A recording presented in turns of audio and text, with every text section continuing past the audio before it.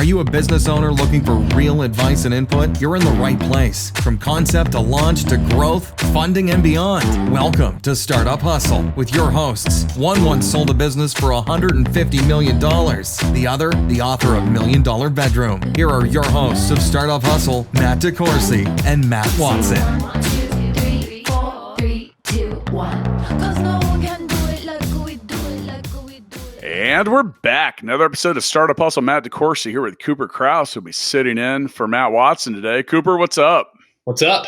Day 3 is setting in for the other Matt. Feels pretty good. Yeah, and thank you for that. And pun intended, are you ready to close out this 3-part series with a little discussion on closing sales? I am. Yeah, it's either the hardest part or the easiest part, depending on who you are and what you do. Depending on how you get there, yeah. You know what's really easy, actually, and before we get started, what's really easy is going to fullscale.io and learning about how they can help you build a software team quickly and affordably. I say they, meaning we. Yeah, That's Fullscale doesn't own the podcast, but it is pretty easy. Yeah, it's true. It's really true. So we'll help you close a sale with you buying some stuff from us if that helps your business. All right, look, this is the most anticipated. We fully expect that you are listening to this without having listened to the other 2 episodes that occurred prior to this one, because this is once again a 3-part series. You look for the prior episodes in the feed about prospecting for sales, qualifying leads, all of it. And I do recommend that you go back and do not put the cart before the horse. But the reason I know that people are going to listen to this before they listen to the others is as salespeople, we just always love to jump right to the close. And, now I'm going to go ahead. Now, spoiler alert for the rest of the episode, people, because I'm going to if you only listen to a couple minutes of this show, I'm going to demystify closing more sales for you right here at the top. I was going to save this to the end, but dude, I'm just going to jump right in because there's one thing that I've learned after being a successful salesperson for decades, and that's that you have to ask for a sale.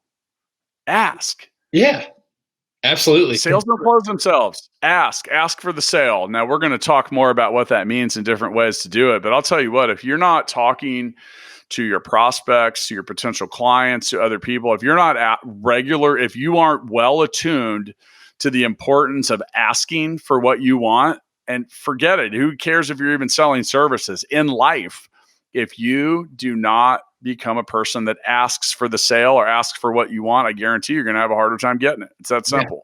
Yeah, you'll get it for sure. Yes. So to clarify the notes that I have here under closing sales, number 1, ask. In all caps. So now we'll give you some more specifics related to that. And, Cooper, what do you have to say about that comment as we roll in?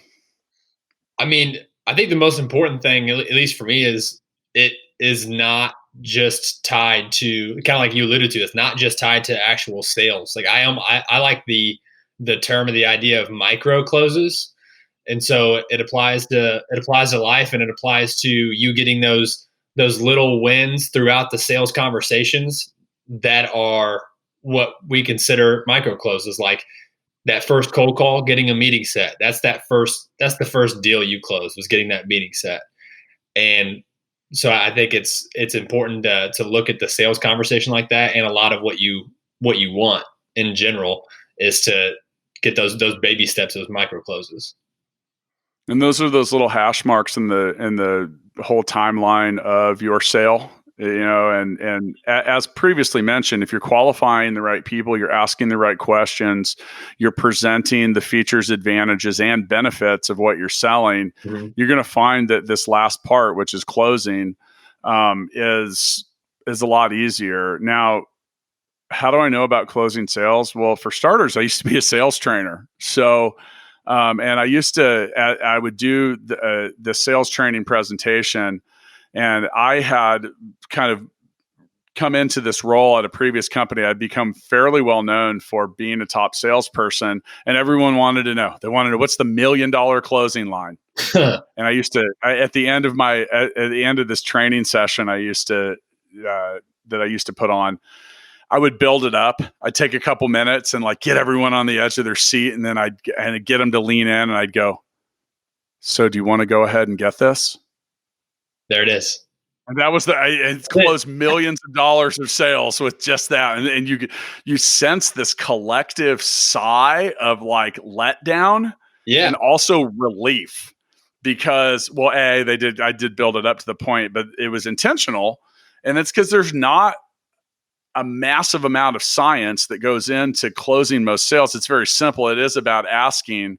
But that right there, having done the steps prior, made it pretty easy to sell stuff. So now I'm going to give you some more info. So I'm going to let you lead off since we made you do the research and put the show notes together. So I'll by all means, sir, proceed.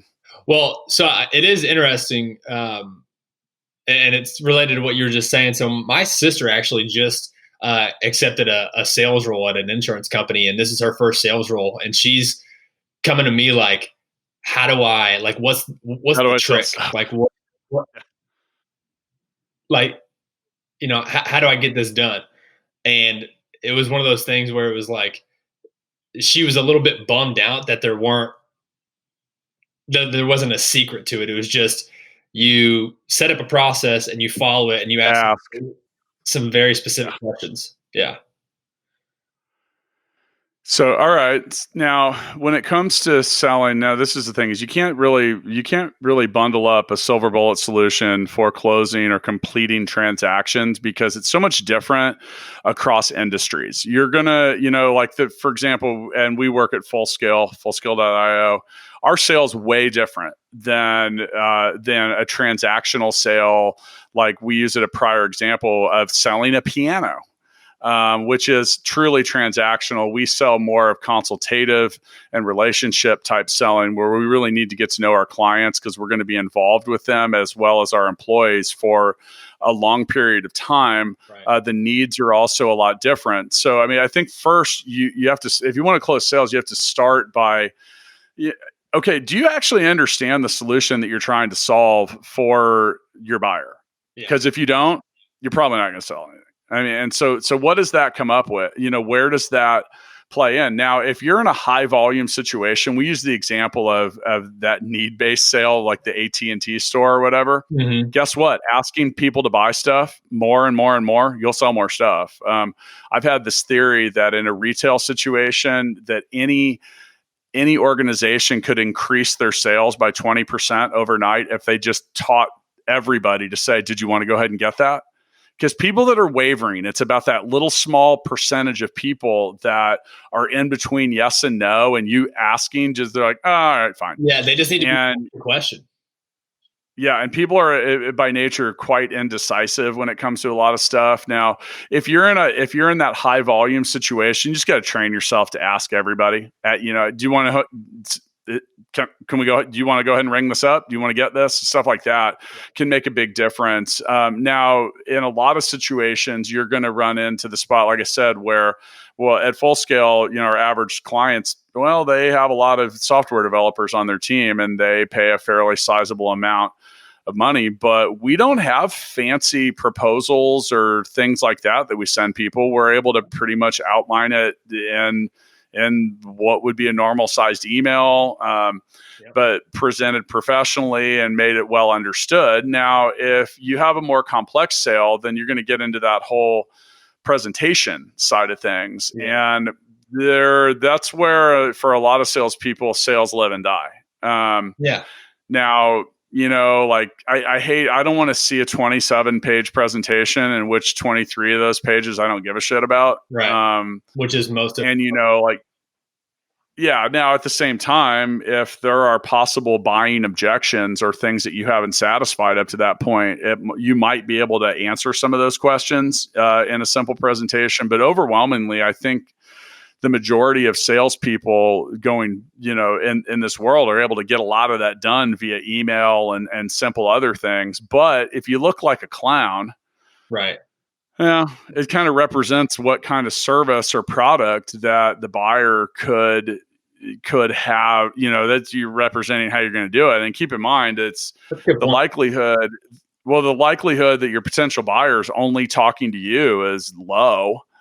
So if the difference between the choice between, and keep in mind as well, oftentimes who you're talking to might be forwarding what you send them to someone else. And that could be one of the earliest or only impressions that the person making the decision has on you. So if your correspondence and everything looks like garbage, well, I mean, so is your product or service. Yeah. Now, hopefully, by the time you get to this closing phase, you're not getting emails forwarded and you're in the room or on the phone or connecting with that person who's going to make that final decision. I would say preempting that is you need to be there before you should actually consider yourself in the closing phase. Like, you're not really closing anything unless you're directly talking to the person that's going to be making that final decision. Yeah, it's without a doubt. Now, you're a big believer in just a simple confirmation that you understand what the priorities are and the problem that you're solving. Yeah, I mean, it's something that I like to do at the outset, just to make sure that it's almost like the idea of taking away any objections that might come later on.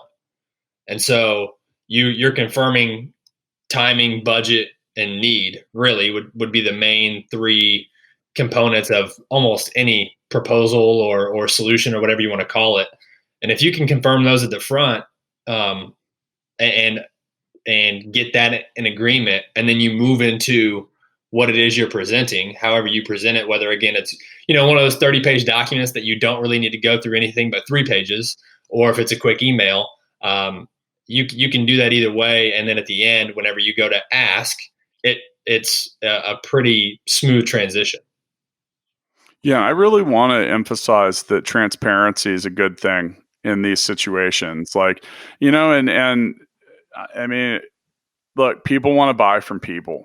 And when you acknowledge some certain things or obstacles you may have to overcome, like, get it out there, talk about it. Because depending on what you're selling, like, you could, we'll use Full Scale as an example again. I could sell something, but if we don't do a good job for the client and we recommend the wrong team members or any of that, they're not going to be a client for very long. Now, and there are, much like any other business, there are some things we do really well and some things we don't. This is a good time to align the solution with their priority and their problems and be upfront about, set your expectations in a reasonable way.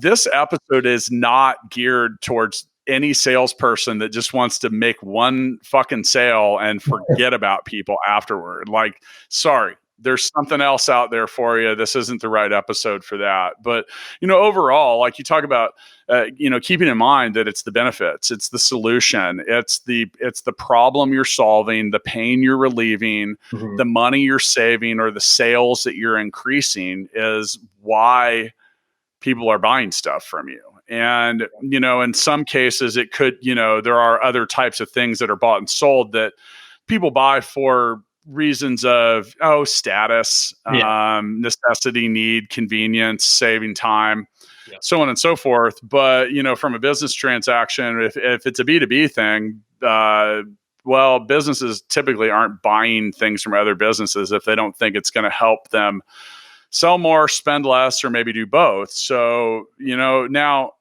as we prepare to record this, I really just wanted to make the whole episode about 3 minutes long and say, ask for the sale and do a hell of a good job on all the prior steps. Because if you've done all of this stuff well, you shouldn't be at the point where this is where you're presenting your ability to solve problems. But in some cases, if you're submitting a proposal, a bid, anything like that, you may have to prove that in a way. Now, be brief, be to the point. Don't word it up too much more than you need to. Like, get straight to the point, highlight what it is. It's very easy to create things like simple infographics or different stuff that timelines. Go to like canva.com and use it for free. Right. It's not hard to class up a presentation if that comes down to it. Now, one thing that we haven't really talked about too much is the online close. And whether you're submitting an email or proposal or something, make sure that it's pretty clear about what and how needs to occur to finalize a transaction. I see people like literally like, hey, here you go. And there's no call to action. Okay. What if I want to buy this? Like, how do I do that? And other things too that should be clearly stated and understood are things like payment methods, payment terms, and so much of that. And that's stuff that, and that takes about 4 lines of an email or a document at most to clarify. Because if you get to the point where you're asking for a sale and you've left a bunch of dangling objections and crap like that, well, first off, you're going to lengthen the cycle of the sale. And second off, it's just, you're probably not going to close something if there's basic unanswered questions. Yeah. I mean, if there's a bunch of small steps that you didn't inform them of leading up to actually completing the transaction, that's going to let them know that you weren't very detail oriented, and they're going to start to maybe get a little bit of cold feet. There's a line that always stuck with me, and it's effective closing is accompanied by low friction. So if you provided all the necessary information and they know exactly what they have to do to be onboarded as a client, you don't have to. There's really nothing left to do besides to suggest that next step of becoming a customer. And it should feel a little bit more like a suggestion opposed to you being opposed to it being kind of like a daunting question to ask for the business. If you've built so much value throughout your proposal and your discovery and your prospecting, that question should feel like a no-brainer. So, we spent some time talking about personality styles in the prior episode. Now, if you are a somewhat introverted person, you have a hard time asking for the sale. It's just part of it. And there's a psychology behind that some people don't understand. It's, you get to know people during the process, and sometimes salespeople feel like they're going to offend someone by asking them to buy something. Now, for me, that's completely perplexing, because especially if you came to a store or you inquired, of course you want to buy something. But like I said, is that something that many people have to overcome? And it's what causes a lot of people to not ask. Now, in the same vein of personality styles, give some consideration if you know who the decider is. Of all bad words, but if you know who the decision maker is, and if that's an extroverted type A person, get right down to the point. Right. Don't put too many details in. Like, look, here's the bottom line. This is where we're at. This is where we're at. This is a good time to present value, which is a benefit. Yeah. And stuff like that. Now, if you have identified that you're presenting or the decision maker is a little more type B oriented, that's a good time to be a little more analytical and put some more details in. Like I said, I'm one of those people. I don't want to get to page 27. I'm not going to read. Well, I'll turn right to that last page, which is the bottom line. I'm not going to read the pages prior to it, or I'm not going to spend much time on it. Because what's on that last page, right? It's going to be what the true impact is to the business. Yep. And that's all that people really. Yep. Yeah, the same thing. And I want to include a little bit in here because, I think that when people think about closing sales, they inherently think about like a face-to-face transaction. If you're a software business and I'm telling you, if you aren't clearly defining the benefits and making it easy to figure out like what I'm paying for and what I get on the homepage, you're losing a shitload of users. It's just that simple. And you really are. I'm the founder of GigaBook.com. And at one point we had a bunch of people asking about our subscription rates, which is a huge red flag to me, because that meant if people assume that the one person that's asking is representing 99 people that don't. And those people are bouncing. A confused mind almost always says no. I mean, it's just simple psychology. So it really is. If people are confused about anything, it's just natural to back off. And the more expensive something becomes, the higher the likelihood of that. So, if you are a software entrepreneur or startup, so at GigaBook, we put a calculator on the homepage, just a simple calculator like that really demystified. We didn't think it was that confusing. and we thought we had stated it well. But when people were asking about it and regularly, we realized that there was an issue. We made a simple 1 minute explainer video, put a calculator on there. The next day, people quit asking. It took a while. And they rarely ask now. And it's because we had, by the way, what caused that was we charge per user, meaning like the user of the account who you're taking bookings and appointments for. And that was often confused with clients. So people that were visiting, they're like, well, it's $8 per client. I have 100 clients. This would be $800 a month. And it's the furthest thing from it. So we had to kind of get down to the bottom of why people are saying no. Yep. And I think that that's something, regardless of what you're doing, you look at a no the same way that an athlete looks at a loss or a missed shot. Why am I missing? Why am I off? Why do they not buy? And don't be afraid to ask people. That's what I was going to say. If they already said no and they're not buying from you, fuck it. What's the worst thing they're going to do? Yeah, hang up the phone and you're not going to get the deal? Yeah, you have nothing to lose. Actually, I have no problem asking for referrals if people say no. Because it's like, well, it might not have worked. I mean, what are you going to do? Like, why not? Like if somebody says no, okay, that's great. But who do you know that like you just set through an entire conversation around what we could do for you? Doesn't sound like it's going to work, but do you know somebody who it could work for? Because to your point, yeah. I'll give you an example. Back to GigaBook, we had a bid that we had put out for doing a major scheduling thing for the city of New York. Okay. Right. I won't get too far into it, but like 40 companies bid for it. We came in second. Which is the most heartbreaking phone call ever, because you know they're making a decision that day and you see the area code and you think you're getting the call. The state of New York calls to let you know that you've come in second and wants to make sure that you're still game if whoever won somehow doesn't work out, which is the shittiest phone call in the history, because it's like coming in fourth place. It's like being fourth place in the Olympics. But when they called and I was like, ugh.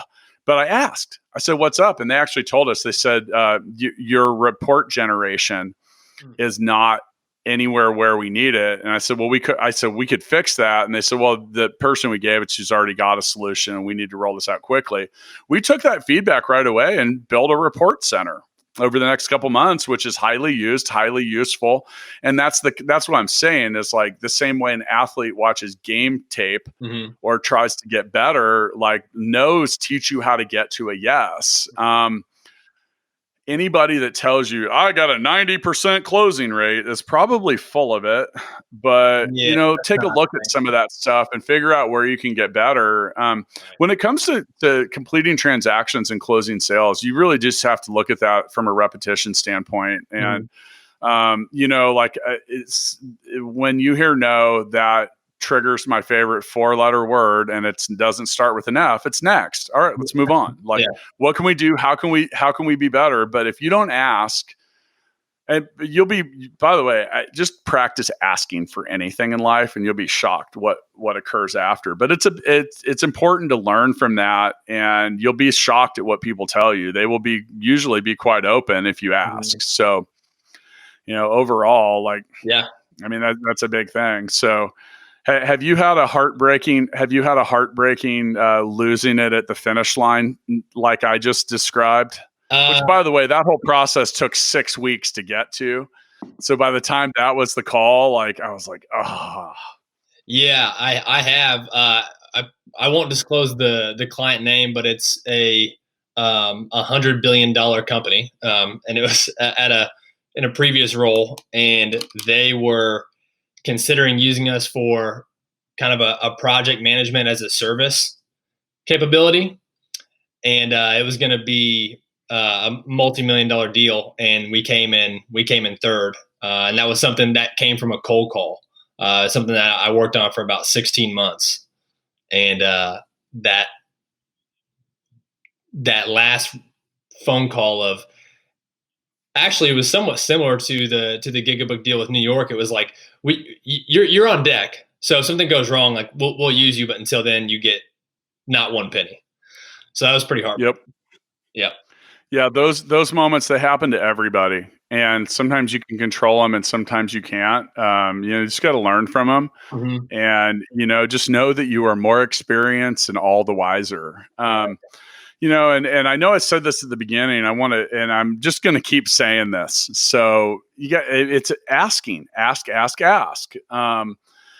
I think overall, and like I mentioned, it's so difficult to cover all types of sales. Trying to give you some reasons to.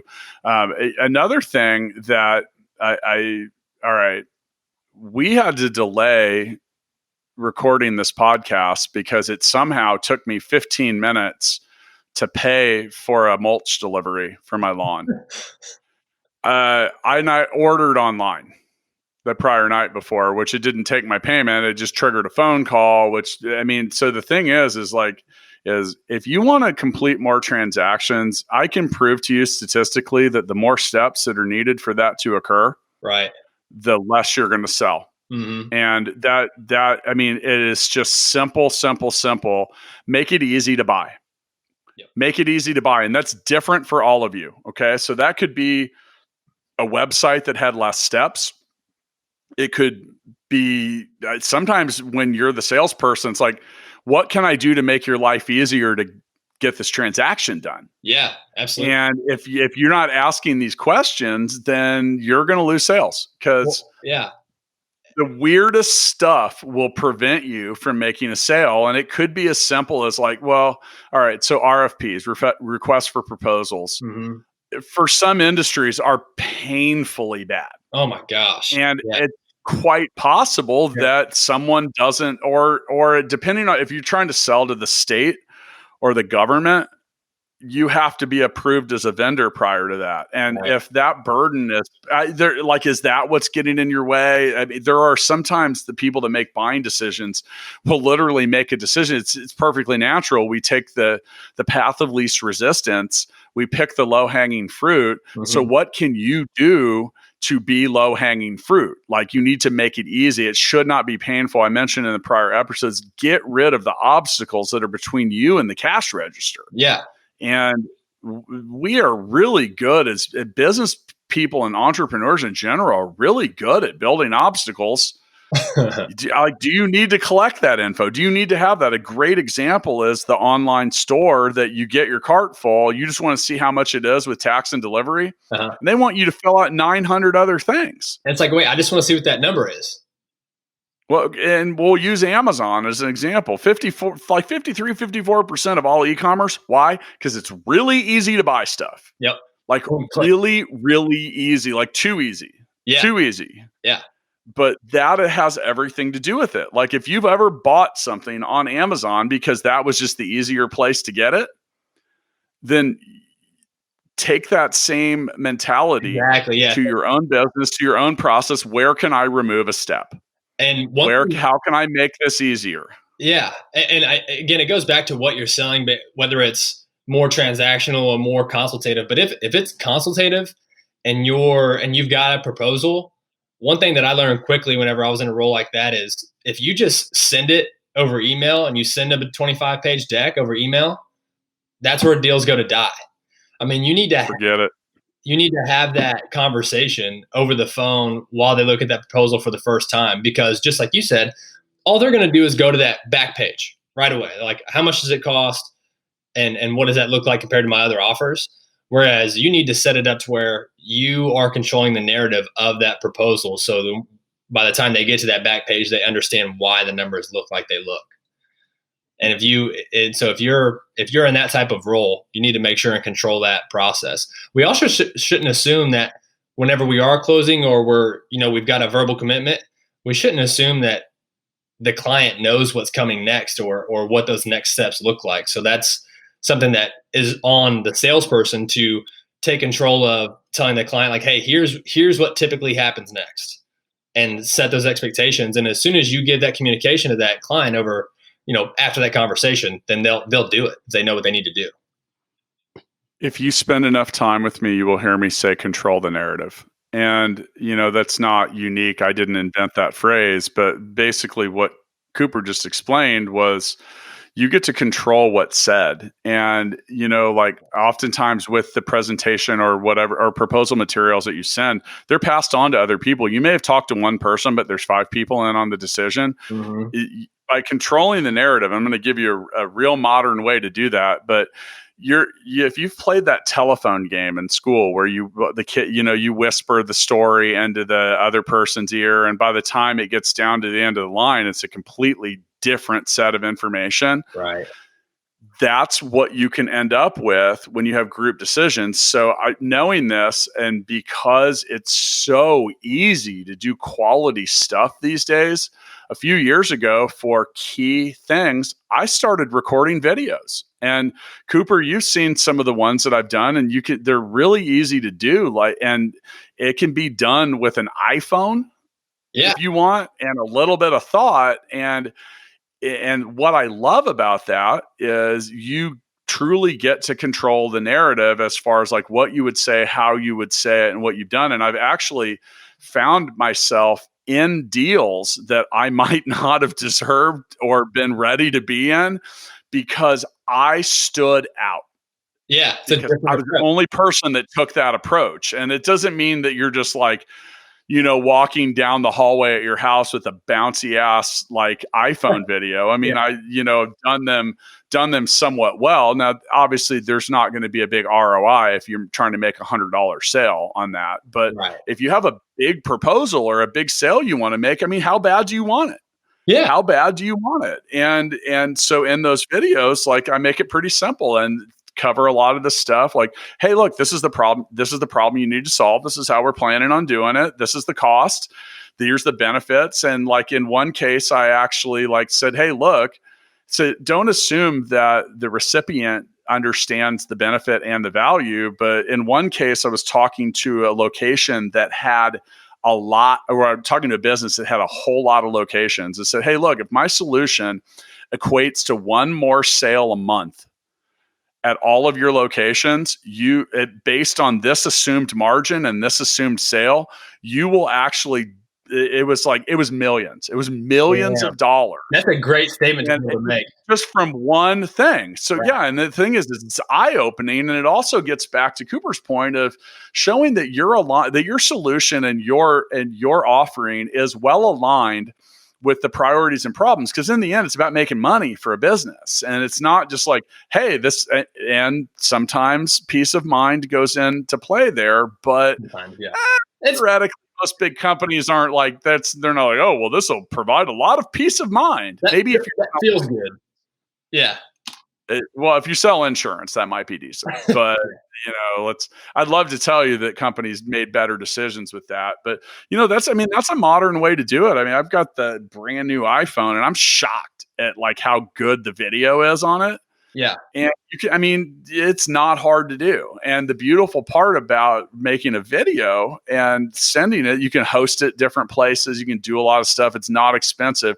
Is you get to do it as many times as you want till you get it right. Yeah. Yeah. Nobody has to see it until it's 50 of them. I can do 50 takes. Yep. Be like, take 50 and everyone's yawning, but you can do that right there. It's really easy. And that's kind of where I want to roll out on this is like, what can you do to make yourself stand out? Yeah.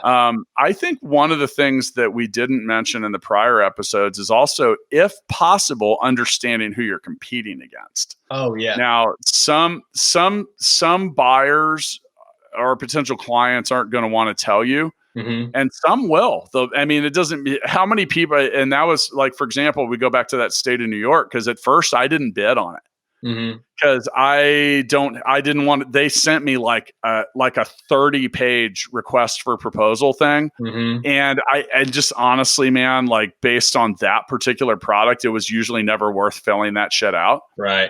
And the guy in charge called me, and he was like, "I noticed you didn't submit," and he goes, "We really like your solution. I suggest you fill it out." So, so I did. You got that close. Now, damn. Well, but the thing is like, how are you going to stand out and what are you going to do stuff? But I had already done something to stand out at that point. And it just had to do with the customization and the capability and stuff like that. But are you highlighting your own strengths? Are you Are you, and standing out can come in a number of different ways. Yep. Depends who you're talking to. So think about who your recipient is. In some cases, there's people that make a lot of money by being unique and being characters. Mm-hmm. In some cases, it's about being professional. In other situations, it's about your high attention to detail. If you've been around, so at Full Scale, we have almost 200 software developers that work for us at the time of this recording. Yeah. That says we're doing something right. We're not like, hey, we have 4 people here. Like, what are your strengths? This is a good time to mention. We had referenced GigaBook before. Prior to, as we were still a startup, I had actually lost a different RFP because we only had 4 people in the entire company at one point. It was a huge bid, and they were like, hey, we really love what you do. We're just not positive that you can support this across like 1,200 locations. Yeah. And I'm sitting there going, come on, let me try. I'll figure it out. They don't care. Yeah, it's not it. And it's just the way it goes. Yeah. So, figure out how, when, where, and why. Now, when you create this stuff, a lot of this, it can be repurposed. So, the same information or structure or template or whatever, and I don't want you to get too templated with your proposals, but a lot of that stuff is reusable. So take some time and make it decent, make it decent. Another modern way to do things, and this is often referred to in the world of trying to find investment for your startup, is creating what we refer to as a data room, which could be as simple in Google Drive. Could be a folder that has some supporting material or documents in it. So you don't have to send a 43-page proposal. Instead, you are sending a 2-pager. Yep. And you're referencing, hey, look, if you want to find other supporting material or blah, blah, blah, blah, blah. And, with that, try to link, provide, or give access to other ancillary information. Absolutely. Yeah. That might be important to the people making the decision. So, yeah. So as we close, pun intended again, as we close out our closing sales episode, I mean, what do you have to say, man? Like, what's your, do you have $1 million lesson in here? No guessing. Meaning like that. Do your scoping right to remove any level of guessing whenever you go close. And then that's also related to don't talk about anything at all in your closing conversation or proposal that you don't know they aren't specifically interested in. So a lot of companies have a ton of things they can offer, but they probably only need maybe just one solution right now. Don't go in there with, hey, I know you're interested in this, but we also think this, and this would work. That's a different conversation once you close that first piece of work that they're interested in, because there's going to be there's going to be sticker shock value if you've got all these other add-ons in there, and it's just going to feel a little bit messy. So just talk about what they're interested in, and then open up the conversation later. Yeah, I think to close out, and one thing and for those that have maybe read or even seen a movie with sales, I often say after you ask for the sale, you shouldn't be the first person to talk. That's a good one. That's a good. Yeah. By the way, I have flexed that in life to the point where I've sat through some very, very awkward silences because the person I was asking also knows that rule and didn't want to be the first person to talk. And you end up just kind of looking at someone. Yep. And almost to the point where it's comical because you figure out the other person knows you're doing that. Yeah. And then it actually might help you sell something based on that. Right. I think you hit the nail on the head with no guessing. Guessing's just like, oh man. Get you in trouble if you're selling stuff at Full Scale. You get in trouble on that in a heartbeat. Just from me, and also like with a client, because like you said, like it businesses have a million things that they can do and focus on, and being exact and as precise as possible is important. And I started out the episode by saying, just you got to ask. I need you, and there's easy if you're not good at that. We used to play games around it. Like, hey, Cooper, we just spent some time together. I mean, is there any way I can hook you up with some of the services we provide? Is that something you're interested in? That's a casual way to go about that. You don't just got to practice it. And it shouldn't practice it in life everywhere till it's habitual. Yeah. Just, you know what is a good practice is just negotiate everything. Like I like to try to get a discount on everything I buy.